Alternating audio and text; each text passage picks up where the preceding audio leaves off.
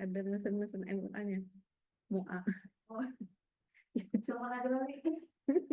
Ribet. Ribet itu sekolah sendiri. Iya, dulu juga Umi sendiri aja. Tapi ada yang memang sengaja ini. Heeh. Saja sehat saya. Masya Allah.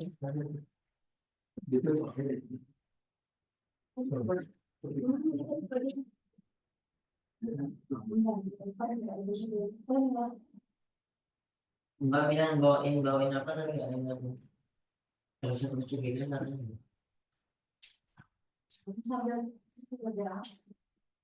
Apa ini? Baca nanti. Tadi balikin sini.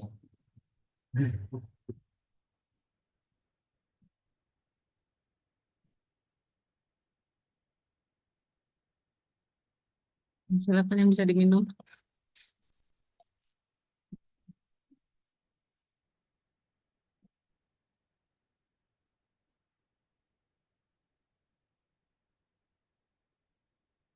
Kita mulai ya. Bismillahirrahmanirrahim. Assalamualaikum warahmatullahi wabarakatuh. Innal hamdalillah nahmaduhu wa nasta'inuhu wa nastaghfiruh wa na'udzu billahi min syururi anfusina wa min sayyiati a'malina may yahdihillahu fala mudilla lahu wa may yudlilhu fala hadiya lahu. Asyhadu an la ilaha illallah wa asyhadu anna Muhammadan abduhu wa rasuluh la nabiyya ba'dah. Rabbi shrah li sadri wa yassir li amri wahlul 'uqdatam min lisani yafqahu qawli. Alhamdulillah, teman-teman semuanya, insya Allah dalam keadaan sehat walafiat ya semuanya ya. Alhamdulillah. Insya Allah kita akan melanjutkan langsung ya ke Al-Quran series. Umi kebagian diamanahkan untuk kita mengkaji Al-Quran dalam sisi maknanya. Dan sebelumnya kita bersama-sama buka dengan lafaz basmalah, Bismillahirrahmanirrahim, dan membaca Quran. A'udzubillahi minasyaitonirrajim. Bismillahirrahmanirrahim. Alhamdulillahirabbil alamin, arrahmanirrahim, maliki yaumiddin, iyyaka na'budu wa iyyaka nasta'in, ihdinas siratal mustaqim, siratal ladzina an'amta 'alaihim ghairil maghdubi 'alaihim waladdallin. Baik, teman-teman sekalian yang dirahmati Allah Subhanahu wa Ta'ala, pada Jumat subuh ya, masih subuh ya, yang banyak utamanya hari Jumat ya, kita insya Allah awali dengan agenda yang insya Allah mengundang keberkahan. Kita lanjutkan Al-Quran series kita. Jadi insya Allah nanti ada materi bagaimana Al-Quran membentuk akhlak individu, kemudian keluarga, ya, kemudian nanti akan dilanjutkan dengan sosial masyarakat, dan nanti negara. Gitu. Sebelumnya kita review terlebih dahulu materi yang kemarin ya. Materi di awal kita review.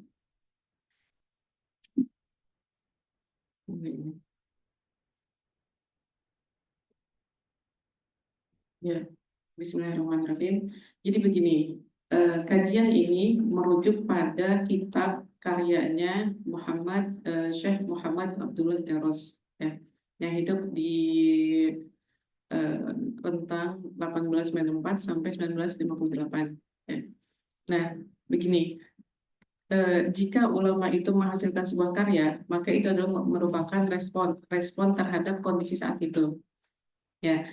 Jadi di masa itu, di masa di mana ini ya penjajahan ya, di masa penjajahan di era segini ya, gitu. Indonesia juga dalam rentang inilah masih dijajah, kemudian merdeka ya di 1945.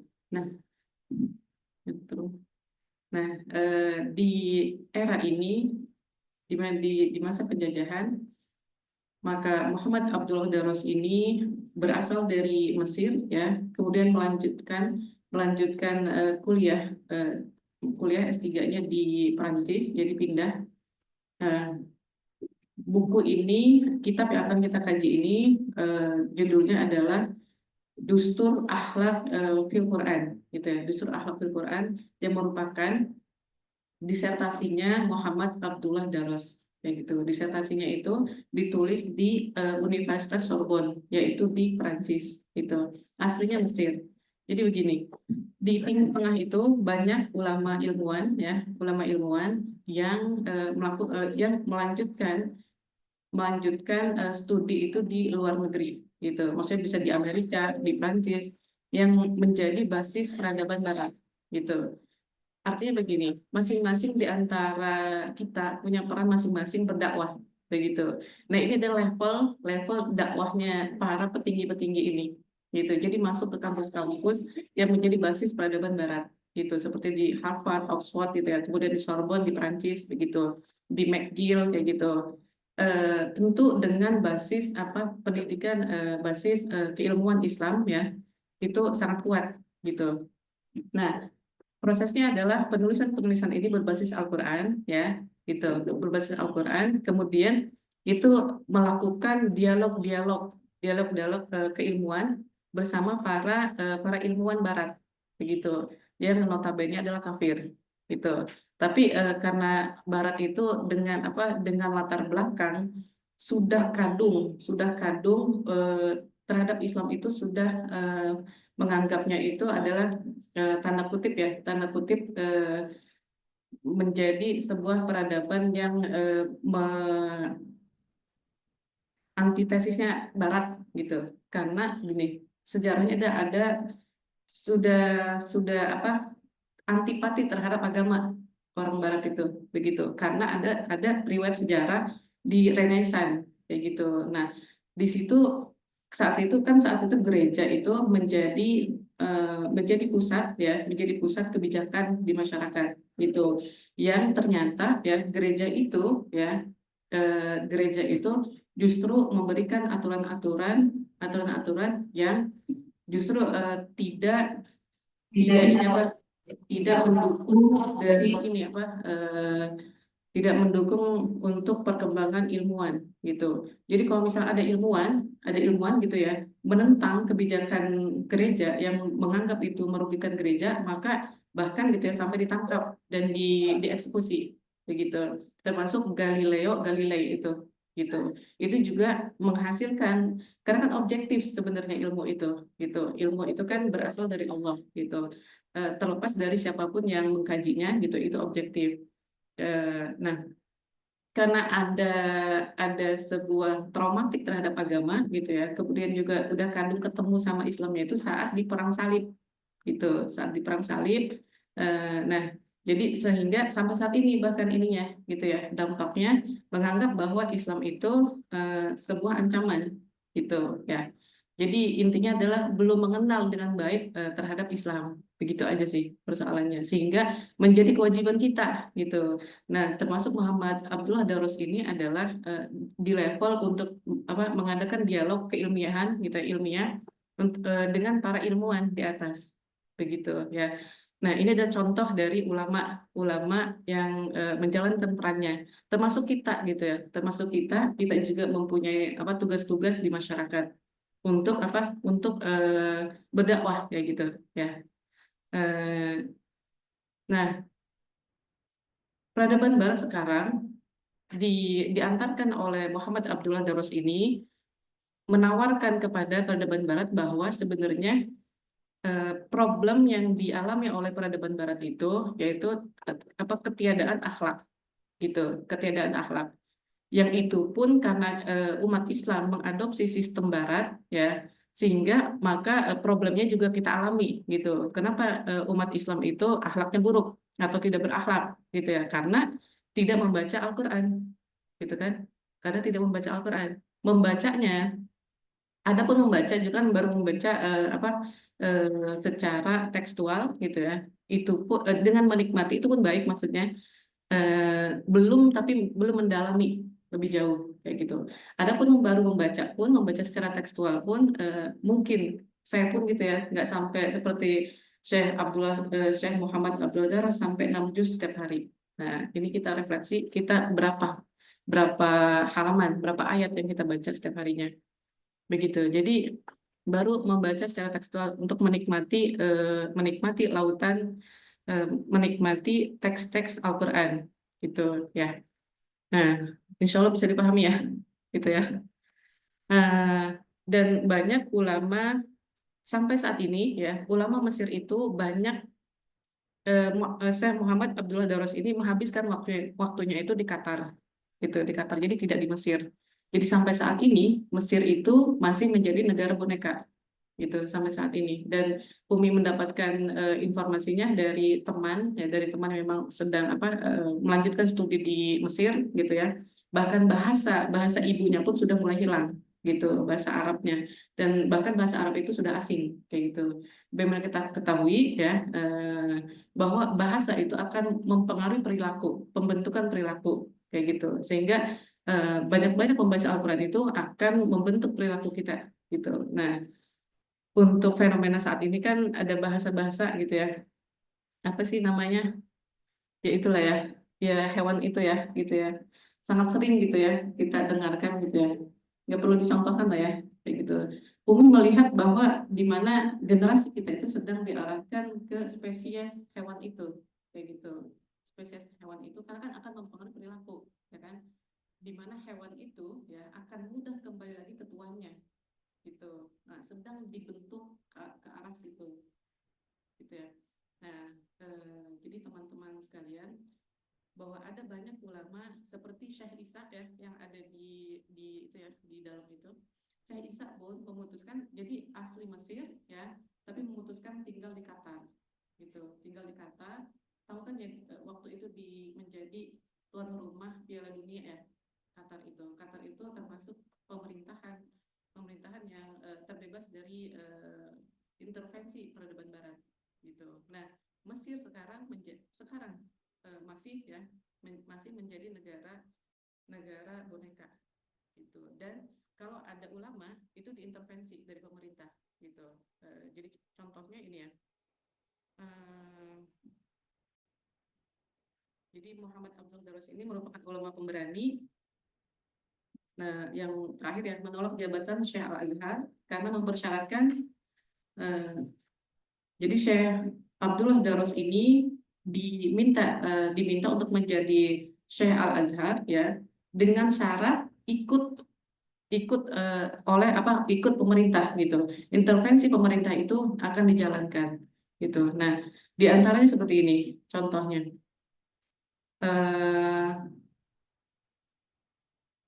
Syekh Daros itu diminta untuk mengutuk Ikhwanul Muslimin di masa itu. Jadi ulama pemberani menolak rezim Gamal Abdul Nasser yang memintanya mengutuk Ikhwanul Muslimin. Jadi contohnya seperti ini. Jadi ulama-ulama besar itu ya tekanannya ini ya luar biasa ya, gitu.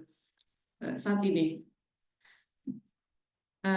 contohnya seperti kayak misal Abdul Somad gitu ya, kan besar gitu. Nah, itu diminta sama pemerintah untuk mengkafirkan Muhammadiyah, gitu. Contohnya seperti itu sederhananya. Dan itu sampai saat ini banyak ustadz-ustadz ini, guru-guru umi di Ibnu Khaldun ya, itu pernah diminta 1 miliar, gitu ya, diminta akan dibayar 1 miliar, tapi diminta menulis bahwa ya umat Islam itu, gitu ya, atau menjelekkan tokoh agama, gitu ya, atau menjelekkan sebuah organisasi di Indonesia, begitu. Jadi terbayang ya, perjuangannya, begitu, perjuangannya untuk menegakkan lafaz la ilaha illallah. Ya, baik. Selanjutnya ya, jadi begitulah cara ulama ya untuk bagaimana merumuskan ilmu yang dimilikinya untuk menjawab persoalan. Nah, selanjutnya ada kata-kata yang semoga kita bisa mengambilnya ya ini ya. Jadi Syekh Daros itu mengatakan bahwa what must I do, gitu ya, terhadap persoalan-persoalan yang ada, gitu ya. Ada yang bisa ini terjemahin ini? What must I do? Jadi ini adalah sebaiknya ada pertanyaan yang setiap hari dipertanyakan. gitu oleh kita umat muslim. Apa yang harusnya kita lakukan gitu ya. Ini adalah pertanyaan universal dan sangat penting untuk dipertanyakan di setiap hari pada manusia gitu. Karena saking banyak persoalan gitu ya. Gitu nih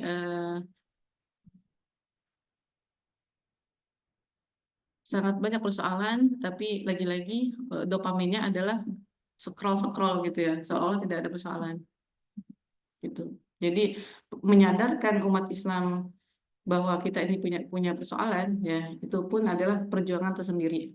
Gitu. Baik, kita mereview ini. Apa sebenarnya akhlak itu? Akhlak adalah fadilah, ya, fadilah atau kemuliaan.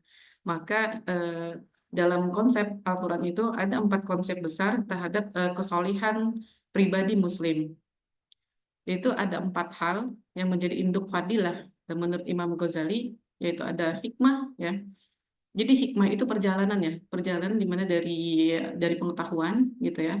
Dari pengetahuan itu baru bertransformasi menjadi ilmu ya. Kemudian dari ilmu itu ya baru bertransformasi menjadi hikmah. Itu perjalanannya gitu. Nah, ini pertanyaan adalah kita sudah di fase mana? Fase pengetahuankah? Apakah sudah ke ilmu atau sudah ke hikmah gitu ya. Jadi hikmah itu apa? Hikmah itu adalah saat apa ilmu itu sudah dari tekstual kemudian ke kon- kontekstual, kemudian ilmu itu sudah kita terapkan gitu ya, maka lahir sebuah hikmah, yaitu kita mampu melahirkan apa-apa yang menjadi solusi gitu ya. Kemudian adanya ifah, kemuliaan. Jadi dalam diri Muslim ya memiliki ifah, yaitu kemuliaan. Nah, ini yang menjadi apa persoalan hari ini, di mana misal TikTok ya gitu ya, TikTok, media sosial, banyak umat Muslim yang menanggalkan rasa malunya gitu ya. Tidak perlu dicontohkan secara detail ya. Kemudian syaja'ah gitu, keberanian. Keberanian ini jadi seorang yang soleh itu memiliki syaja'ah, yaitu keberanian terhadap mungkin amar ma'ruf nahi mungkar. Orang yang beramar ma'ruf atau berbuat baik itu mungkin banyak gitu ya. Tapi nahi mungkar bagaimana gitu? Mungkin masih sedikit ya. Meskipun memang iman itu ada untuk menolak keburukan itu ada 3 ya. Menolak dengan hati ya, kemudian dengan apa? Dengan lisan, kemudian dengan kita ini menghalangi dengan perbuatan kayak gitu ya. Nah, selemah-lemah iman adalah dengan menolaknya dengan hati kayak gitu. Tapi saat kita memang bisa dengan lisan dan perbuatan, maka sebaiknya kita lakukan. Nah, syaja'ah, keberanian ini menjadi catatan penting bagi kita. Di mana misal sangat rumit ya, misal di kampus lah gitu ya, di kampus gitu ya, ada kebijakan-kebijakan yang memang tidak menguntungkan gitu ya bagi mahasiswa gitu ya, maka butuh keberanian mahasiswa untuk menolaknya. Begitupun di masyarakat gitu ya, dan di negara kita ini yang ya luar biasa ujiannya ya. Dan kemudian ada berikutnya adalah yaitu adil, adil adil terhadap diri sendiri ya, dan dalam konteks kehidupan secara umum gitu. Ini kemarin sudah dijelaskan ya, insya Allah detail dan cukup lah ya. Nah, berikutnya ya. Nah, jadi Syah Daros merumuskan di kitabnya itu bahwa di dalam Al-Quran itu ya terdapat teori akhlak atau konsep akhlak ini. Kita balik lagi ke materi sebelumnya bahwa Al-Quran itu terdiri dari 3 ya. Yang pertama adalah eh, ayat-ayat ayat-ayat tauhid ya. Yang kedua adalah ayat-ayat tazkir. Yang ketiga adalah ayat ahkam ya. Jadi Al-Quran itu terdiri dari tiga ini. Yang pertama adalah ayat tauhid, kemudian tazkir, yang ketiga adalah ayat-ayat ahkam. Ayat tauhid yang berbicara terkait akidah, tazkir terkait ilmu-ilmu, ya. Kemudian yang ketiga adalah ahkam, yaitu hukum-hukum, begitu. Nah, masuknya adalah akhlak ini masuk ke ayat-ayat tazkir, gitu. Jadi menurut Syekh Darus ya, bahwa struktur akhlak atau teori akhlak ya, konsep akhlak dalam Al-Quran itu dapat digambarkan sebagai struktur gitu ya, struktur yang bagus gitu ya, di dalam sebuah struktur lagi gitu. Jadi maksudnya kompleks gitu ya, kompleks dan menarik. Dan begitulah Al-Quran. Al-Quran itu sangat menarik dan tidak bisa kita memaknai Al-Quran itu memang sebagaimana teks itu adanya. Jadi dibutuhkan ilmu-ilmu pendukung gitu. Jadi dibutuhkan ilmu apa balago, ilmu ilmu sirah ya, ilmu sejarah kayak gitu dalam memahami Al-Qur'an. Misal kayak gini. eh, Ayat di mana misal contohnya contohnya misal kayak gini.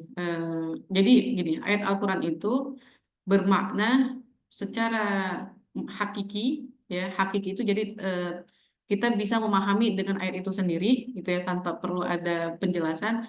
Ada juga yang bermakna majazi gitu, kiasan. Jadi kan ada hiperbola ya, metafora ya, dan lain sebagainya begitu. Misal gini, ada ayat wa iza maritu ya, wa bahwa yashfin ya, dan apabila kita sakit maka Allah lah yang akan menyembuhkan gitu.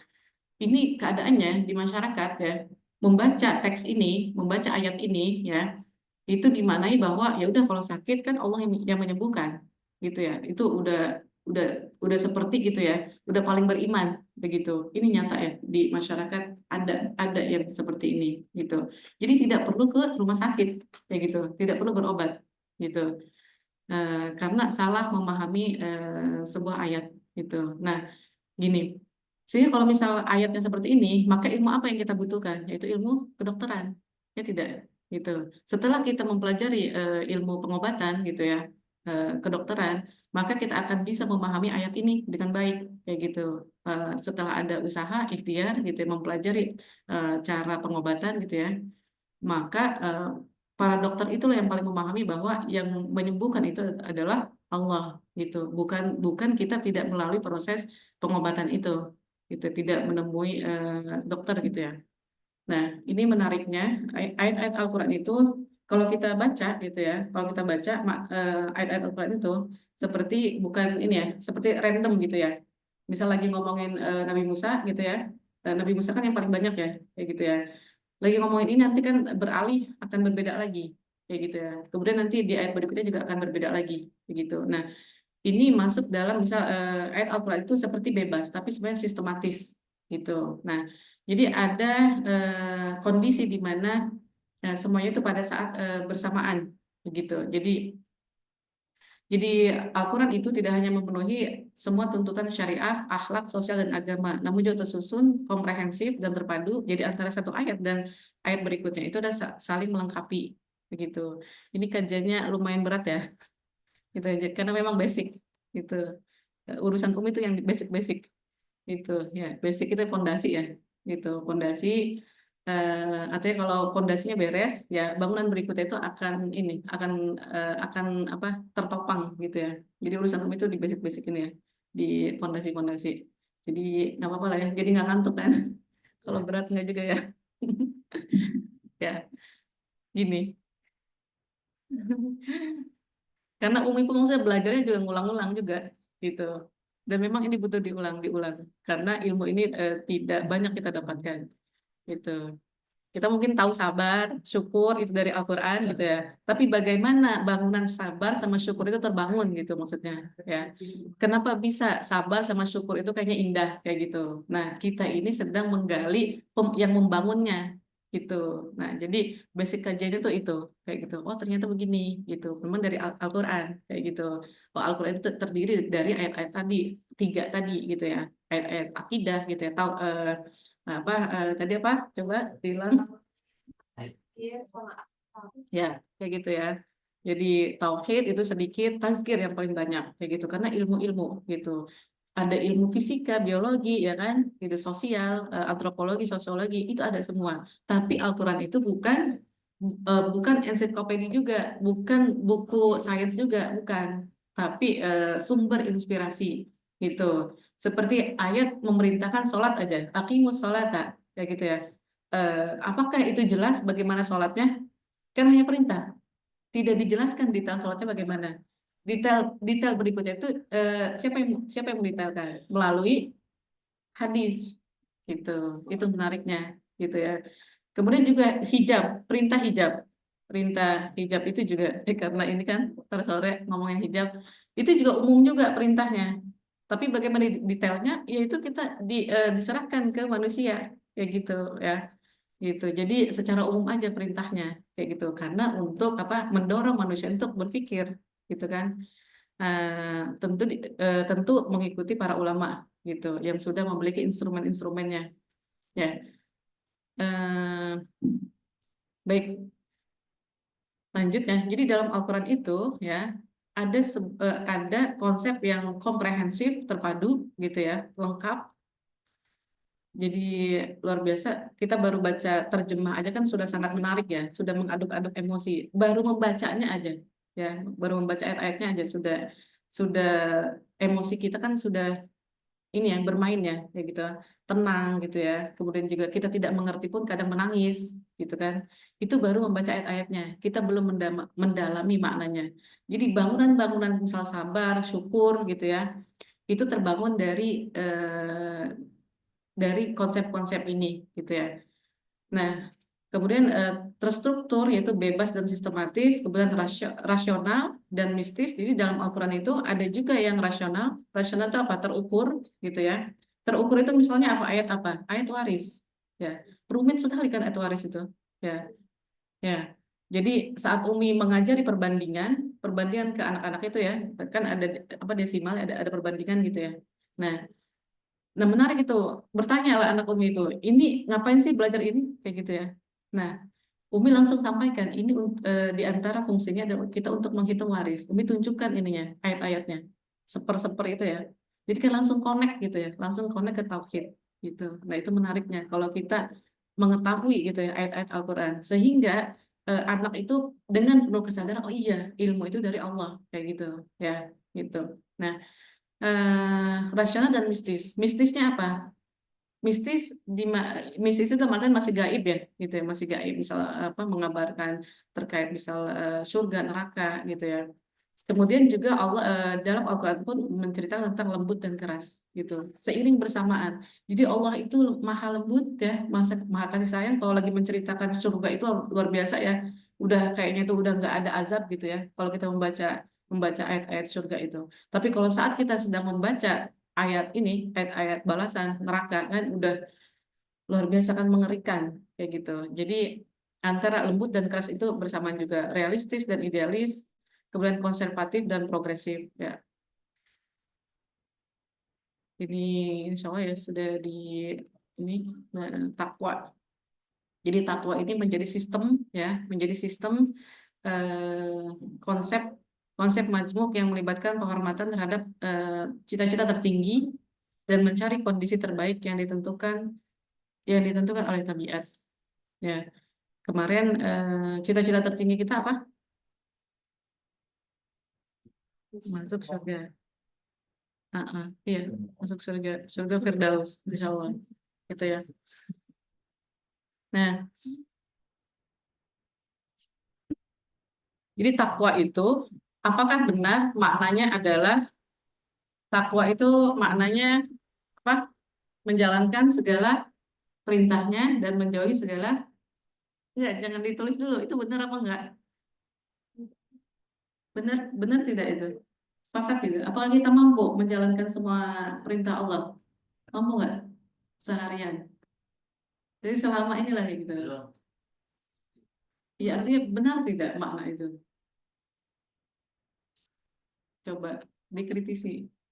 Nah, kita tadi yang disampaikan bahasa itu ya definisi itu akan mempengaruhi perilaku gitu. Nah, ingat lagi siapa yang sedang memimpin dunia ini, peradaban siapa, kayak gitu. Nah, ini penting. Di mana apa kata-kata yang sedang kita jalan sekarang ini pun kan sedang didominasi itu kan spesies hewan itu kan kayak gitu. Karena memang diharapkan apa generasi kita itu menjadi hewan tersebut gitu. Ya, karakter hewan itu maksudkan ya apa yang disampaikan ya. gitu ya. Bagaimana karakter hewan itu akan selalu kembali ke tuannya, kayak gitu. Jadi memang ingin dijadikan seperti itu. Nah, antum yang berada di tengah masyarakat sebaiknya meluruskan itu, kayak gitu. Nah, itu bahasa itu penting, definisi itu penting. Takwa, takwa itu apa sebenarnya? Makna sebenarnya, cari ya. Ya, intinya apa? Takwa itu apa? Bi- makna takwa yang sebenarnya ada di ayat berapa? Ada di Al-Quran kan? Makna takwa kan? Makna takwa apa bi? Ustaz? Makna takwa membangun benteng panjang soalnya penjabarannya. panjang. Saya bilang lagi, Nah, singkatnya membangun benteng antara kita dengan murkanya Allah. ya, jadi takwa itu adalah membangun atau membentengi kita dari azabnya Allah, begitu takwa itu. Sehingga kita berusaha menghindari azab azabnya Allah.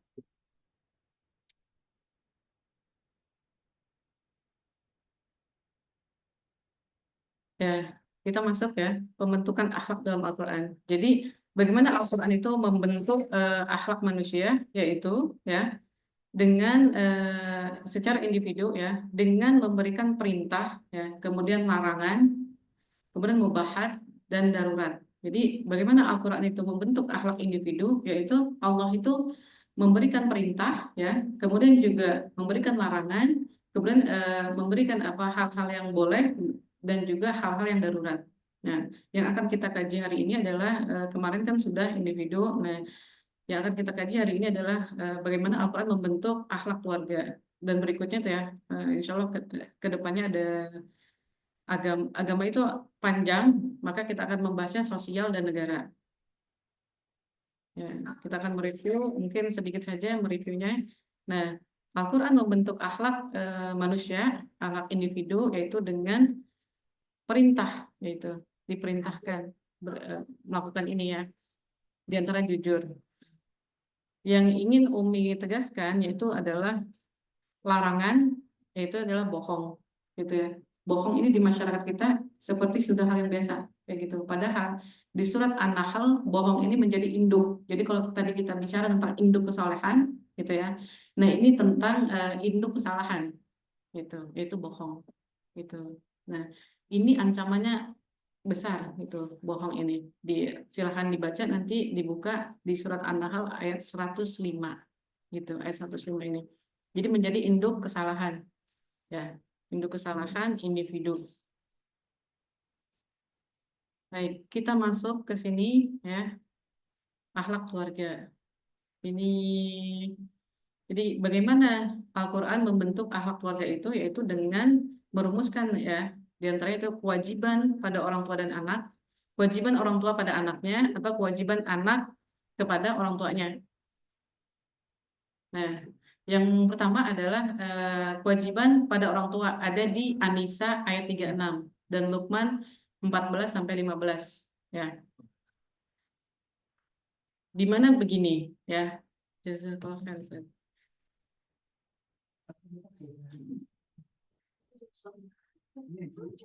Enggak apa-apa ini.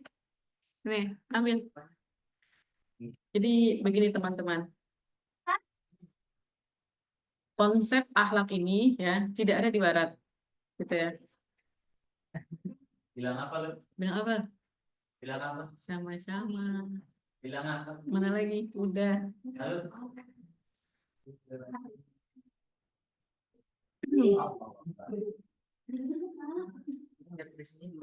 Pernah lihat ini ya? Pernah lihat apa? Suka ngeliat konten ini nggak? Misal nih, ada orang tua Barat gitu ya, sama orang tua Indonesia gitu. Bagaimana misal orang tua Barat itu sebegitu sabarnya gitu ya? Pernah lihat nggak konten kayak gitu? Belum ya? Karena belum berumah tangga ya. Jadi ada konten di mana misal apa gaya pengasuhan Barat orang tua yang ada di ini dengan gaya orang tua Indonesia gitu. Jadi kalau orang tua Barat itu misal ada anaknya jatuh, apa hati-hati anak kayak gitu ya, gitu. Apa bahasa Inggrisnya be careful dan sabar kayak gitu ya. Nah kalau orang Indonesia kan ya gimana nyontohnya, makanya hati-hati kayak gitu ya, udah bangun ini kayak gitu, jadi terkesan ibaratnya kasar lah ya kayak gitu ya. Kenapa bisa begitu? Karena ya di Barat itu anak-anak itu menjadi apa, ada undang-undangnya gitu, ada undang-undangnya yaitu namanya itu child abuse gitu. Jadi tidak boleh anak-anak itu apa, tidak di ini ya, terjadi kekerasan pada anak kayak gitu yang memang diadopsi oleh Indonesia begitu. Nah ini misal di Australia dan anak-anak itu sehingga gini akan mudah gitu ya orang tua itu ya di di apa, diadili oleh negara gitu karena terkena delik hukum gitu ya. Jadi orang tua itu bisa jadi kehilangan hak asuh anaknya gitu kalau dia melakukan kekerasan terhadap anaknya gitu. Nah ini kan butuh dikaji gitu sehingga gini adanya parenting gitu ya. Misalkan ada parenting gitu ya sekarang ya. Kemudian juga ada pendidikan karakter gitu ya. Ada pendidikan karakter itu sebenarnya solusi-solusi yang di apa, yang menjadi solusi untuk mengatasi persoalan-persoalan yang memang itu dilahirkan dari sistemnya Barat gitu. Karena apa? Eh, karena ada sistem misal persekolahan gitu ya, sehingga pengasuhan itu tidak dipegang oleh orang tuanya gitu. Nah, jadi orang tua itu akan mudah kena delik hukum kalau di sana itu. Makanya kalau misal teman-teman itu pernah melihat konten gitu ya, antara perbedaan gitu, perbedaan antara orang tua di Barat sama di Indonesia itu, karena memang di sana itu kena delik hukum gitu. Sehingga misal sekarang ya, sekarang misal ada apa guru yang dipenjara ya kan, gitu. Karena memang sekarang karena diadopsi dari hukum-hukum di Barat gitu. Kalau dulu waktu Umi masih kecil itu belum ada itu hukum itu gitu. Tapi persoalannya adalah proses pendidikan, ya kan? Gitu. Akhirnya sekarang bagaimana kualitas akhlak dari anak-anak kita gitu. Gitu ya. Karena memang dalam proses pendidikan, dalam proses pengasuhan ada ini ada terancam delik hukumnya gitu. Ya. Berbeda dengan Islam bahwa sudah memiliki sistem sistem akhlak ini. Jadi ada ini ya, ada orientalis berkata seperti ini. Kami peradaban Barat itu ya bisa membangun peradaban yang maju gitu ya. Kami bisa membangun apa gedung-gedung yang indah gitu ya. Tapi kami tidak mampu membentuk anak yang baik gitu. Tapi kami tidak bisa membentuk anak yang baik gitu karena memang sistemnya tidak mendukung gitu, sistem Barat tidak mendukung. Kalau kita umat Islam ya sistemnya atau konsepnya itu teorinya itu sudah ada dalam Al-Quran gitu, sudah dibentuk di Al-Quran begitu. Nah eh, sehingga sebenarnya untuk mengatasi seperti ini, kayak misal di ini ya di Jepang gitu ya, di Jepang itu sudah ada pelarangan LGBT gitu. Udah tahu belum? Tapi kenapanya tahu? Kenapa ya tahu? Kalau kita kan misalnya ada pelarangan LGBT gitu, karena kan memang apa sih melanggar aturan agama kan, kayak gitu. Tapi kalau di Jepang, kenapa eh, dilarang LGBT itu mulai gitu ya? Kenapa? Karena ada yang tahu? Karena jumlah jumlah penduduknya mulai sedikit gitu. Banyak rumah-rumah mewah yang tidak ada isinya. Karena alasannya itu aja gitu, bukan karena melanggar agama atau melanggar apa sistem sosial, enggak kayak gitu, cuman karena memang terancam nanti keberadaan Jepang kalau misal terus-menerus merosot jumlah rakyatnya gitu. Nah artinya apa, tadinya kan melegalkan LGBT kan kayak gitu, melegalkan LGBT artinya tidak ada kaidah akhlak sehingga kaidah tidak adanya akhlak itu ya sehingga menimbulkan persoalan-persoalan berikutnya gitu ya. Nah itu yang tidak dimiliki oleh peradaban Barat sehingga sebenarnya, dan misal ada pendidikan karakter itu yang diadopsi juga oleh Indonesia ya, booming juga di sekolah-sekolah gitu ya. Itu sebenarnya solusi yang dirumuskan oleh pendidikan Barat ya, karena persoalan pemuda-pemuda Barat kayak gitu. Nah, Indonesia mengadopsi karena memang kan sistemnya juga mengimpor dari Barat kayak gitu, sehingga persoalannya pun sekarang juga diimpor juga gitu kan, persoalan akhlak juga ya kan kayak gitu. Nah, itu persoalannya karena kita mengimpor sistemnya, masalahnya juga ya sama kayak gitu. Sebenarnya kalau tidak mengimpor ya bisa jadi, maksudnya bukan bisa jadi ya, tentu gitu ya, tidak akan mengalami persoalan yang sama begitu ya. Nah, menurut balik lagi itu tadi ya, para ulama yang di atas itu yang berjuang di universitas melakukan dialog-dialog kayak gitu. Sebenarnya gitu ya, solusi peradaban Barat itu adalah ada di Islam, nggak bisa gitu, nggak ada di tempat lain gitu, nggak ada misal solusi parenting, nggak ada misal solusi pendidikan karakter kayak gitu, tidak. Sebenarnya solusinya adalah Islam begitu ya. Jadi ada kewajiban pada orang tua. Di Barat tidak ada, misal birrul walidain itu nggak ada konsep birrul walidain gitu. Kalau orang tuanya udah tua gitu ya, taruh di ini, taruh di mana? Panti jompo, udah beres. Habis itu diadopsi sama orang Indonesia. Ya enggak, panti jomponya itu. Ada panti jompo juga kayak gitu. Jadi berpikir bahwa oh ya udah kalau udah tua taruh di panti jompo gitu. Padahal itu konsepnya orang Barat. Karena tidak ada konsep biru walidain kayak gitu. Kalau kita ada orang tua ya kita rawat, ya kan? Itu luar biasa kan ini pahala dan keberkahannya kayak gitu. Nah, gitu. Jadi Al-Qur'an membentuk akhlak keluarga itu seperti itu ya. Di Anisa ya adanya birrul walidain gitu. Nah, ada panti jompo itu sebenarnya di Indonesia itu adalah manifestasi bahwa kita sudah mulai jauh dari akhlak Al-Qur'an begitu ya. Kecuali misal kalau peruntukannya misal yang terlantar gitu ya, oke lah boleh gitu ya. Tapi misalnya sekarang masih ada anaknya lengkap misal, tapi nggak mau ngurus, taruh di panti jompo. Nah, ini kan persoalan gitu. Nah, kemudian berikutnya adalah menghormati hak hidup anak gitu ya. Dan berikutnya mendidik anak dan keluarga ya, di surat At-Tahrim ya, ku anfusakum wa ahlikum naro. Bahwa yang wajib mendidik anak itu orang tua, bukan guru gitu ya. Orang tua yang akan ditanya itu ya orang tua, bukan gurunya akan ditanyakan gitu. Kemudian ada kewajiban suami istri. Kita masuk ke institusi pernikahan. Ada aturan orang yang haram dinikahi gitu ya. Nah, ada aturan orang yang haram dinikahi. Nah, kalau di Barat gimana? Udah antah berantah aturannya, gitu kan? Antara satu jenis juga boleh, gitu kan? Iya kan? Gimana gitu? Nanti akan ada persoalan, gitu. Segala sesuatu yang berjalan tidak atas dasar wahyu itu akan berantakan, gitu. Akan menjadi persoalan. Kemudian ada yang boleh dinikahi, gitu ya. Jadi tadi orang yang haram dinikahi, gitu ya. Ada orang yang boleh dinikahi. Jadi ada institusi pernikahan. Tapi kalau misal di Barat, anaknya misalkan kumpul kebo ya di sana ya, gitu. Kalau antum itu main, gitu. Insya Allah nanti kita main yang ke sana ya, ke Amerika, ke Kanada, gitu ya, ke Inggris ya, ke Jerman. Amin, ya Rabbal Alamin. Iya dong, semuanya milik Allah kan, kayak gitu. Insya Allah kita ke sana. Kalau ceritanya teman itu yang udah pernah ke Amerika gitu ya, luar biasa di sana tuh. Memang bagus Amerika itu, bagus banget gitu. Jadi sistemnya tuh bagus gitu. Jadi sistem tata kotanya gitu ya, rapih ya gitu. Nggak ada sampah sedikit pun kayak gitu. Luar biasa gitu. Cuma ya kalau bisa kita lihat orang-orangnya kan, gitu. Jadi basisnya kan higienis gitu ya.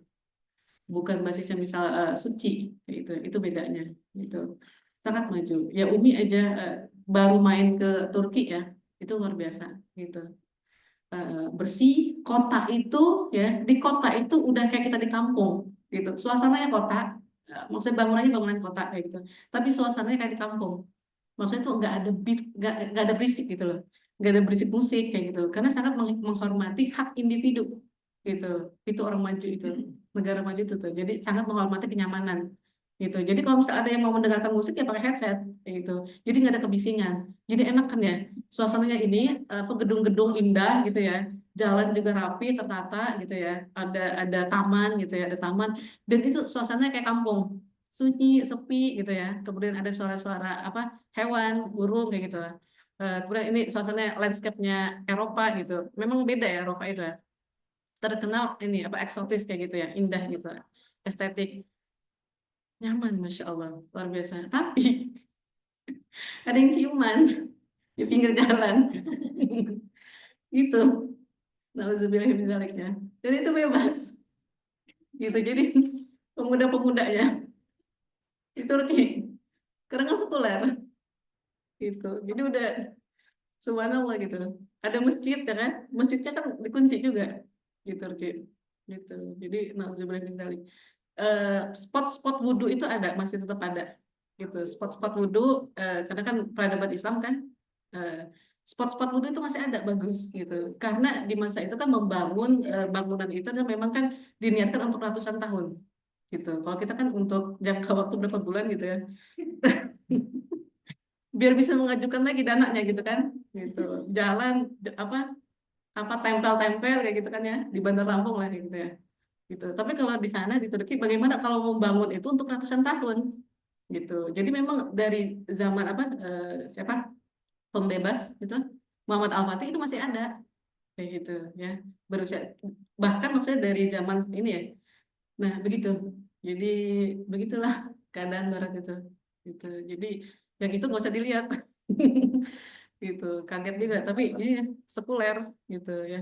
Gitu. Agamanya Islam tapi sudah jauh ya kita ini ya di kita aja gitu ya Islam tapi pernahkah benar-benar seperti yang upgrading kemarin aja siapa yang sudah pernah membaca tafsirnya Al-Fatihah aja gitu siapa coba di sini dicek siapa yang sudah pernah baca tafsirnya Al-Fatihah yang setiap hari kita baca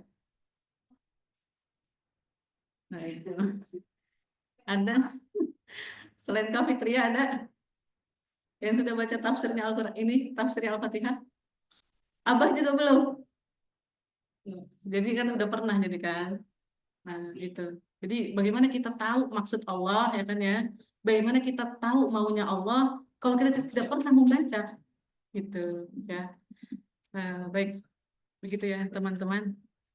Insya Allah yang tadi doanya ini mustajab ya hari Jumat Insya Allah. Kita akan diperjalankan untuk mengambil itibar pelajaran.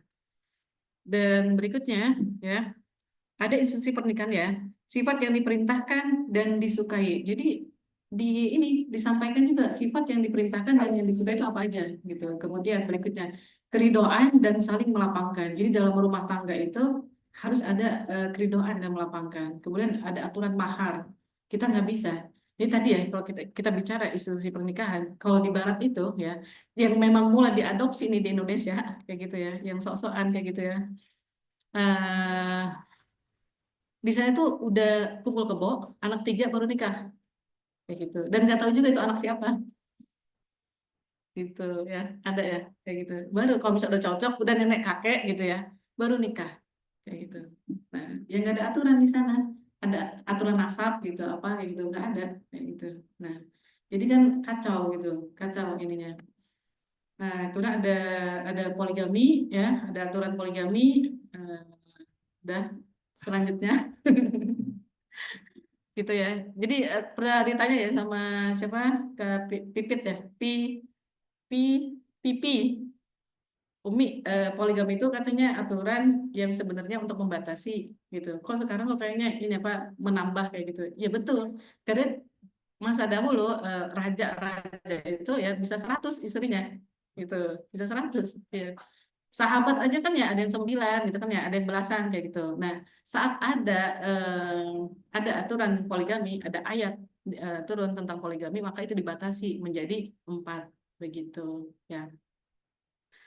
Untuk sekarang misal udah jelas lah ya di ayat Al-Quran maka kamu tidak akan adil maka apa satu kayak gitu ya gitu udah nggak usah panjang-panjang lah ya lanjut nah berikutnya kehidupan rumah tangga nah kehidupan rumah tangga pun diatur gitu ya bagaimana rumah tangga itu nah jadi rumah tangga itu adalah hubungan yang suci gitu ya hubungan suci dan terhormat nah di TikTok itu ada gitu jadi suami istri gitu tapi masing-masing punya pacar kayak gitu. Nah ini aturan dari mana kayak gitu. Kalau ya begitulah kondisi manusia. Kalau sudah lepas dari aturan wahyu gitu ya, yaitu bisa apa sebegitu ininya, sebegitu tanda kutip ya brutalnya kayak gitu ya, untuk apa berperilaku kayak gitu, sehingga nanti dia kepusingan sendiri terhadap perilakunya gitu. Tidak ada tidak ada lagi hal yang sakral kayak gitu.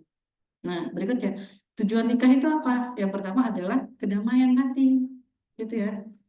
Sehingga kok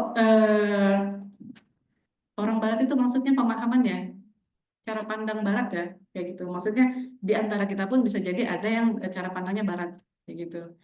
Nah, tujuan menikah itu adalah menghadirkan kedamaian batin. Jadi mawaddah warahmah. Jadi ada keluarga samara gitu ya, samara, sakinah, mawaddah warahmah. Nah, sekarang ada samawa, apa samawa? Sama-sama mau main WA, ya. Jadi suami istri sekarang ya duduk bersama-sama, tapi sama-sama main WA. Eh, jadi hadirnya kedamaian batin. Jadi yang rungsing dan sebagainya itu bisa di apa? Jadi mendapatkan hikmah gitu ya. Kemudian berikutnya ada reproduksi gitu. Sehingga konsep child free itu tidak ada ya. Gitu. Masa menikah kemudian child free gimana gitu. Nah, dalam ini dalam Islam itu ada aturan bahwa adanya tujuan reproduksi ya, melahirkan generasi gitu. Nah, berikutnya ada serasi dalam hak dan kewajiban. Serasi bukan setara, gitu ya, bukan setara. Kalau serasi itu ya sesuai dengan kedudukannya masing-masing. Suami dengan apa tugasnya tugasnya, istri dengan tugasnya. Jadi bukan setara. Itu yang diperjuangkan para feminisme sekarang. Gitu. Kalau mau setara ya nanti diatur aja. Misal ada genteng bocor gitu ya. Nanti ya udah istri yang benerin, gitu ya. Ada lampu mati gitu, nanti istri yang benerin, kayak gitu ya. Nanti akan bergantian suami yang jagain anak kayak gitu. Dan berikutnya, nah serasi. Jadi serasi itu ya jilbab tuh ya letaknya di sini ya kan, bukan di bawah gitu. Bayangkan kalau tidak serasi akan berantakan. Jadi misal istrinya yang bekerja, suaminya yang di rumah, gitu kan? Itu melawan fitrah, berantakan nanti, gitu.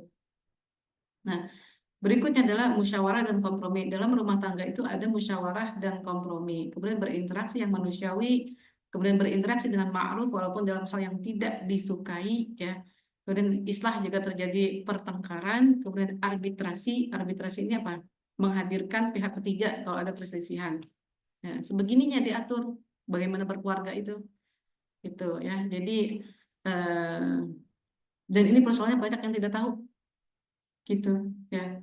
Para Gen Z, keluarga Gen Z itu banyak yang tidak tahu seperti ini, gitu, menikah untuk membangun institusi keluarga itu, ya tidak tahu tujuan nikah itu apa, kayak gitu, sehingga ujung-ujungnya naik kan ya, naik ya apa perceraian itu ya, dan ada tuh apa asosiasinya gitu, asosiasi janda gitu, asosiasi janda muslimah gitu, ada asosiasi janda muda kayak gitu, ada, karena masih muda-muda kayak gitu, karena tidak tahu tujuan kayak gitu, ya nggak ngaji lah kayak gitu, karena nggak ngaji, sulit kalau nggak ngaji itu, gitu, karena kita pengetahuan cara hidup itu ya hanya didapatkan dari ngaji, ya pendidikan gimana ada nggak?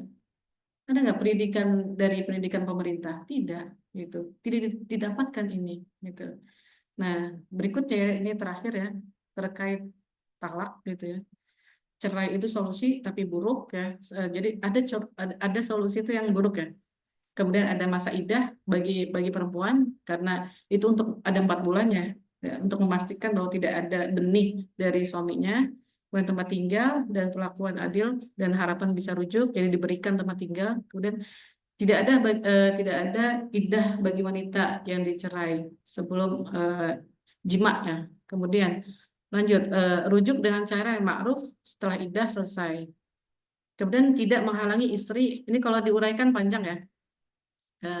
Dipercepat aja ya.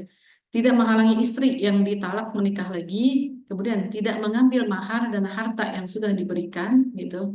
Kemudian tidak bain itu talak bain itu talak 3, kemudian kompensasi mahar bagi istri yang dicerai sebelum jima, gitu ya. Kemudian kompensasi bagi istri yang dicerai pada umumnya.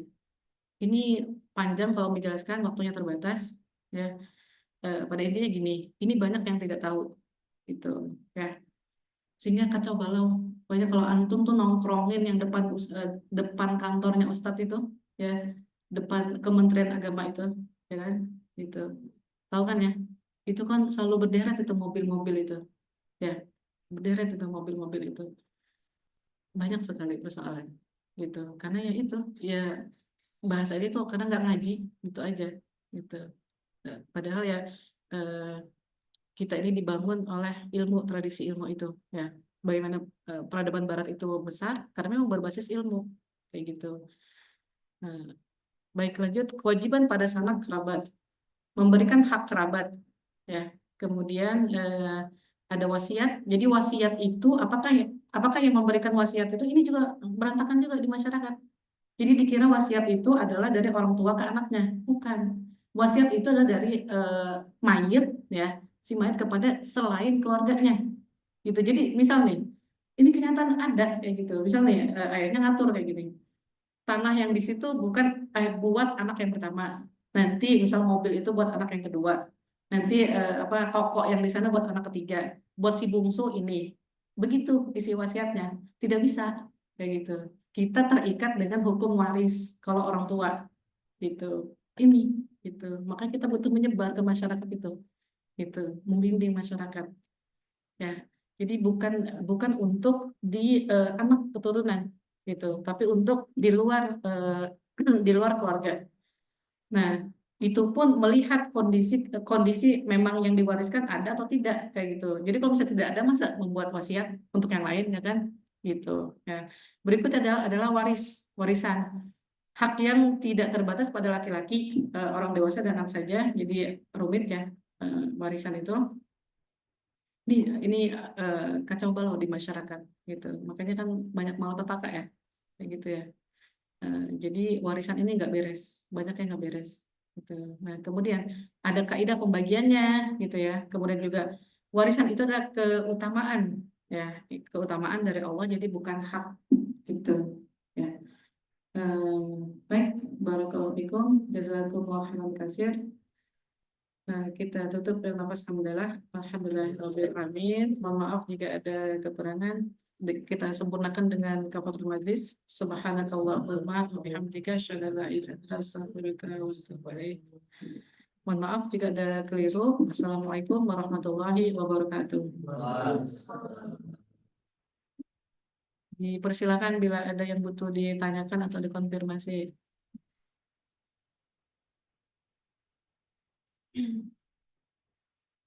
Ada 5, 1, 2, 3, 4, 5. Ya.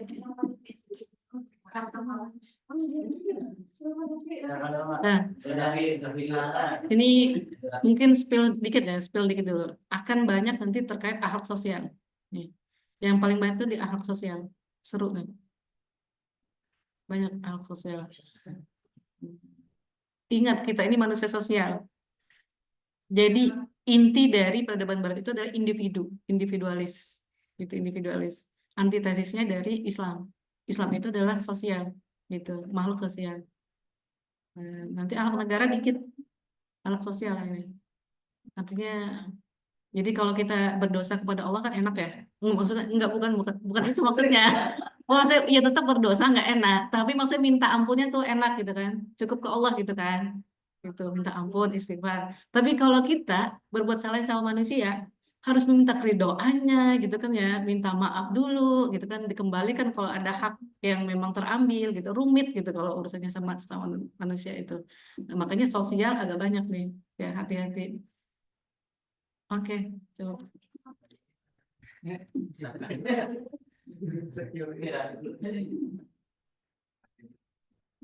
Udah, yang senior dulu apa yang junior dulu?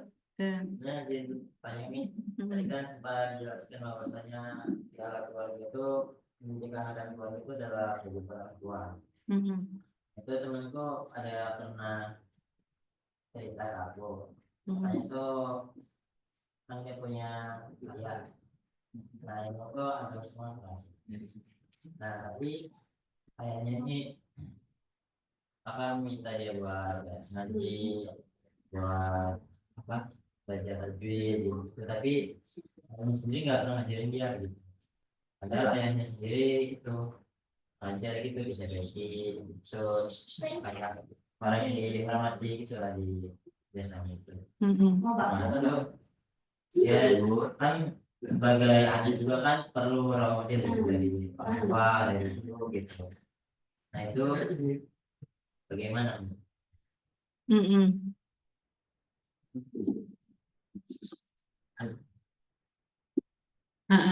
Jadi gimana, Raffi? Intinya gini, anaknya diminta belajar, tapi orang tuanya nggak ngajarin gitu ya, ya kan, gitu ya. Padahal maksudnya orang tuanya itu tokoh lah ya, nah, tapi nggak ngajarin anaknya. Ya, kabar buruknya adalah model orang tua tersebut banyak, gitu. Model orang tua tersebut itu banyak, gitu. Jadi ini makanya kita mengkajinya lebih dalam, gitu. Jadi ada banyak, gitu ya, kenyataannya anak ustadz itu justru lebih banyak trouble-nya, gitu, trouble-nya. Artinya apa? Ada ketidakseimbangan, ada ketidakseimbangan. Di mana tadi ya, di sini dijelaskan nih, bagaimana individu itu ya di frase kedua itu, bagaimana individu itu berkewajiban memantau perilaku kehidupan moral publik ya, meskipun ia dibebani tanggung jawabnya sendiri, gitu ya. Jadi misalnya ini seorang dai gitu ya, seorang ustadz gitu, maka punya kewajiban kan memperbaiki, dan bukan hanya ustadz atau dai, kita semua ini kewajibannya di kita semua, diberikan beban tanggung jawab ya oleh Allah untuk memperbaiki kehidupan moral publik umum gitu. Tapi seiring sejalan ya, kita pun dibebani tanggung jawabnya sendiri gitu ya, baik diri sendiri, keluarga sendiri gitu ya. Eh, Jadi di UIK itu, di, guru UMI itu di UIK tidak mau meluluskan anak mahasiswa ya kalau baca Al-Qurannya masih nggak beres gitu. Dan kebanyakan itu adalah anak dari anak ustadz itu banyak itu. Persoalannya apa jadi? Bisa jadi kan ada ketidaktahuan atau ketidaksadaran bahwa ini adalah kewajiban yang beriringan bersamaan gitu. Jadi ada pendidikan di luar dan juga pendidikan di dalam. Coba di ini. Ah, gitu. Itu aja. Ya. Sehingga ya butuh ada seni peran gitu. Seni peran misal saat suami istri tadi ya ada kompromi ya kan, ada musyawarah, ada kompromi gitu kan ya. Bagaimana misal suami porsinya misal keluar, artinya seorang ibu itu kan menjadi pemimpin di keluarganya, pemimpin dalam membentuk anak-anaknya gitu. Bisa jadi ada miss di situ, gitu. Ada pemahaman yang tidak sampai di situ, gitu. Bahwa mungkin ada pemahaman bahwa dakwah itu lebih ini, gitu ya. eh, Dakwah itu keluar kayak gitu, tapi yang melupakan di dalam, gitu. Kalau kita tarik Rasulullah mencontohkan bagaimana, ya kan ya, bahwa adil kan, adil bagi dirinya sendiri gitu ya, kemudian juga keluarga dan juga untuk umat gitu. Artinya ada ketidakseimbangan ya kan di situ.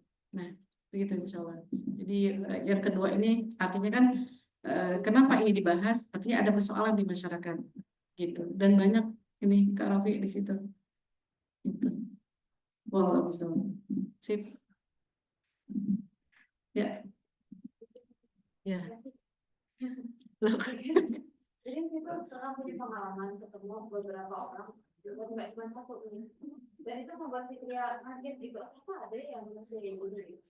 Itu Fitria nemu beberapa orang yang mereka itu dari kecil itu udah benar-benar diajarkan tentang Islam dan menghafal Quran dan sampai pada akhirnya di usia SMA mereka tuh ngafalnya udah banyak banget nih, ada 15 tahun, 17 tahun, dan itu pas mereka ziarah lagi itu ingatannya lebih cepat gitu dibandingkan yang lain lah gitu kan, lebih cepat menghafal gitu kan. Nah terus kaderullahnya di masa kuliah mereka langsung ini lepas jilbab, rambut pirang, pakai pakaian ini gitu kan. Pasti tanya, kenapa kamu sekarang begini? Nah dia jawabnya, karena aku udah muak sama jilbab, aku udah muak sama Al-Quran gitu kan. Terus juga aku pengen coba, aku kayak ini kelihatan cantik deh kalau begini, jadi pengen coba-coba gitu loh. Dan itu kondisinya orang tuanya nggak tahu karena kuliahnya di tempat yang jauh. Ya orang tuanya tahu ya dia masih berjilbab, masih tetap menghafal Quran gitu. Pernah juga ngobrol dengan orang tuanya, kalau dilihat sih ya beliau memberikan support banget masalah apa namanya finansial, terutama keuangan itu support banget, anaknya butuh apa tuh langsung diupayakan untuk ada gitu. Jadi sebenarnya miss-nya itu di mana nih ya kalau untuk anak, jadinya anaknya begitu. Karena kan awalnya udah bagus tuh, juga terus berinteraksi dengan Al-Quran terus. Ya. Sekarang anaknya di mana? Maksudnya di posisi mana? Masih belajar atau gimana? Bekerja atau sudah mandiri? Masih kuliah. Masih kuliah ya? Kan yang waktu itu ponakan aku bahkan ada di Gontor. Oh, iya. Iya, Ada juga. Alumni Gontor banyak kok yang lepas jilbab. Banyak. Dan jadi penjahat juga ada. Ya, begini. Ustadz Hafid kayaknya sudah pernah menyampaikan juga ya. Jadi ada memang yang curhat ke Umi langsung, gitu ya. Beliau sudah ini, katakanlah ustazah gitu ya, sudah hafal 30 juz, gitu. Ya artinya dengan dasar 30 juznya ini, beliau banyaklah diundang-undang, gitu ya. Tapi beliau curhat ke Umi, gitu ya, bahwa ini kenapa Mbak, ya gitu ya, kenapa saya di titik dimana saya membenci Al-Quran, gitu ya, membenci Al-Quran, membenci Allah, gitu ya, membenci Islam, gitu. Di situ Umi sebenarnya sudah menduga sih, sudah menduga akan ada di titik itu beliau, gitu. Dan alhamdulillah memang bertemu dengan Umi kayak gitu. Dan nggak kaget juga, maksudnya ada ucapan seperti itu, gitu. Ya meskipun tetap ada kagetnya ya, gitu. Ya iyalah. Ya masuk kaget, iya bener juga kan ini apa bacaan Umi kayak gitu. Jadi membaca itu tidak hanya baca buku ya, membaca sosial ya, kayak gitu, membaca gejala-gejala manusia gitu ya. Nah itu apa pembacaan Rasulullah itu kan seperti itu. Nah pada intinya begini, apa Kak Fitria, Umi simpulkan bahwa ada kesalahan belajar, itu aja ya, gitu. Jadi panjang ini ya, tapi pada intinya ada kesalahan belajar, gitu. Ada kesalahan salah belajar, gitu, salah belajar. Artinya gini, beliau itu yang Umi sebutkan itu contohnya ya dari dari tingkat dasar sampai S2 itu umum semua, gitu. Dari situlah Umi membacanya, gitu. Akan ada ini nih titik errornya pasti, gitu. Beliau langsung ke tema-tema yang basicnya itu belum dapat, gitu. Yang basicnya itu belum dapat, gitu. Jadi kenapa ada persoalan seperti itu ya? Agama ini berat, agama ini berat beneran. Siapa yang bilang? Allah aja bilang kan, sholat itu berat, ya enggak? Allah, ya kan? Bener kan? Apa dalam sholat dalam ayat Al-Quran itu sholat itu berat kecuali bagi orang yang bagi orang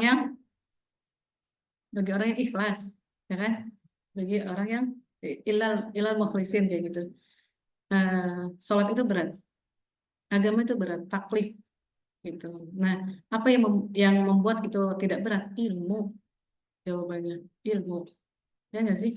Gitu. Coba kalau misal KPP, pipi, ya, kamu udahlah. Yang paling gampang kan kita analoginya barang ya, materi ya kayak gitu. Pipi di sana ada uang 1 miliar, ya, ada emas juga satu satu apa satu apa itulah satu peti gitu ya, atau satu kontainer gitu ya. Nah, jalannya harus melewati gunung, lembah, lautan, ini dan macam kayak gitu ya. Mau jalan apa enggak?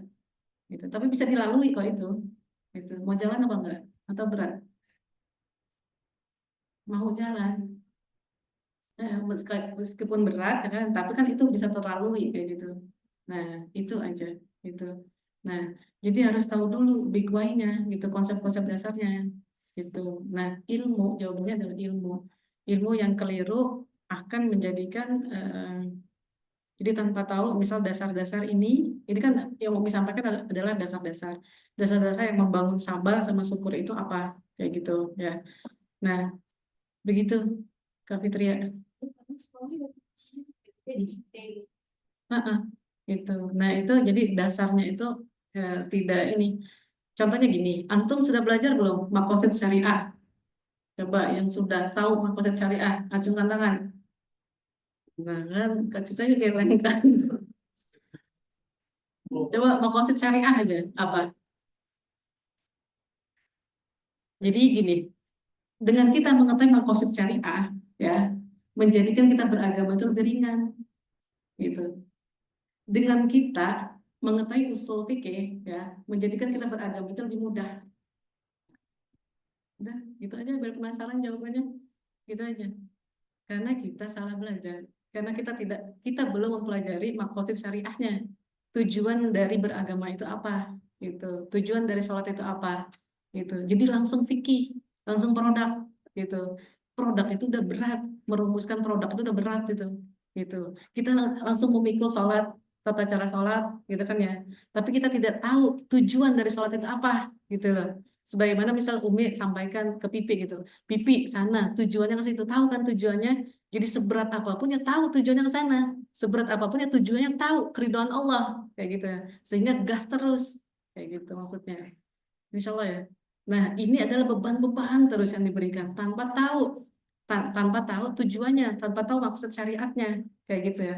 Tanpa tahu usul fikihnya, tanpa tahu dia tuh pembentuk itu apa, kayak gitu. Dasar kenapa ada itu kenapa, kayak gitu. Jadi Big Bang itu nggak tahu. Nah, ini Umi tuh megang ini halakoh Gen Z gitu ya. Mahasiswa gitu. Menarik. Dibedakan Umi megang yang Gen Z-nya udah ini level tua kayak gitu. Udah kesanaan kayak gitu ya. Ya udah Gen Z dewasa gitu ya. Nah ini Gen Z pemula kayak gitu. Masih inilah, itu menarik pertanyaan-pertanyaannya. Maksudnya itu butuh orang yang memang menjawabnya itu ini, butuh, oh iya ya kayak gitu. Nah kita itu ya persoalannya adalah kekurangan juga dai yang mampu menjawab gitu sampai titik oh gitu, bukannya masih masih ngerengitin ini gitu dahi gitu. Kalau misal bertanya kayak gitu. Wallahu a'lam bishawab. Gitu ya, Kak Fitri. Misal terjawab. Nah, gitu. Berarti ini ingat juga ya nih, sama yang kan beberapa bulan yang lalu lihat konten ada orang yang bilang psikolog sendiri bilang kalau anak itu di luar itu terwarnai, bisa jadi itu di rumahnya itu Belum kuat. belum diwarnai dengan full lah.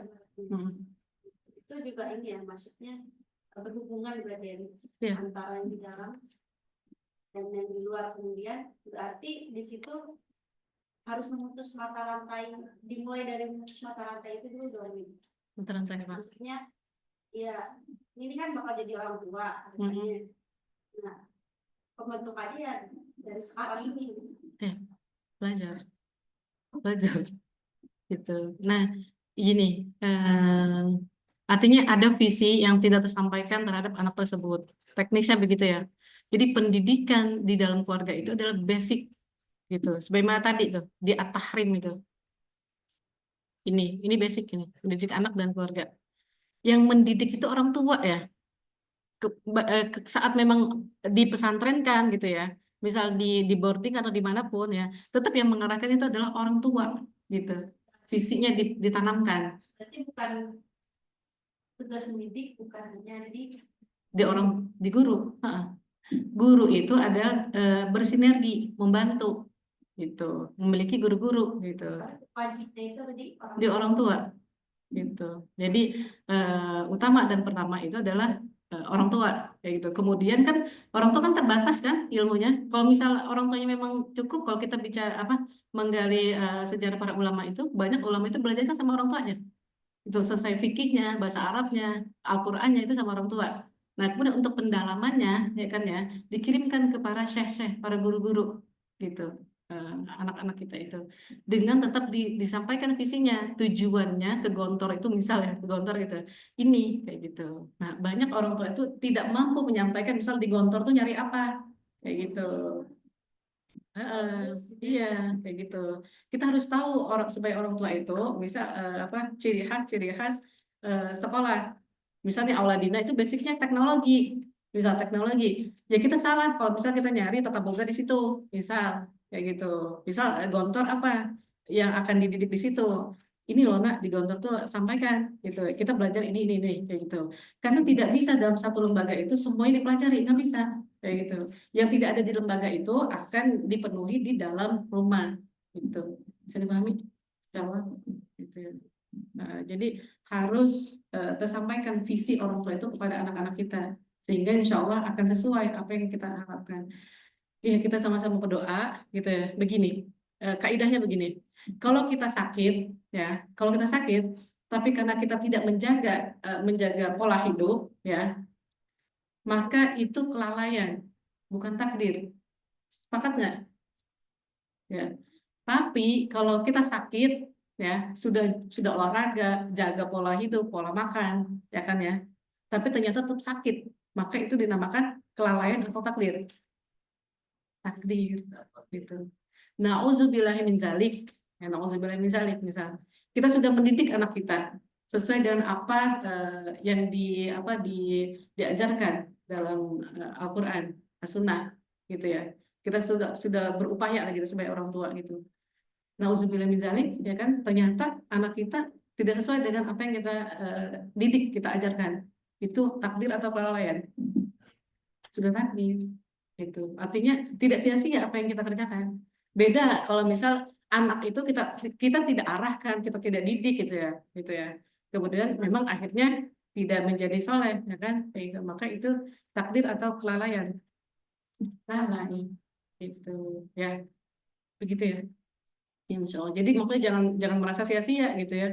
Misal kita udah didik tapi ternyata ini kayak gitu. Nah, silahkan antum ini ukur gitu. Apakah ini maksudnya lalai atau memang takdir gitu ya. Cukup, insya Allah. Ya, jazakumullah khairan. Udah ditutup kan ya?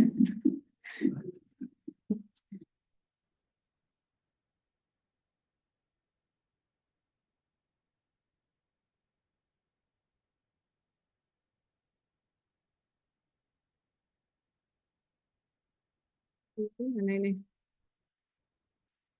Ya, yang mau kuliah, kuliah, kuliah. Oh, iya. Nggak kelihatan ya?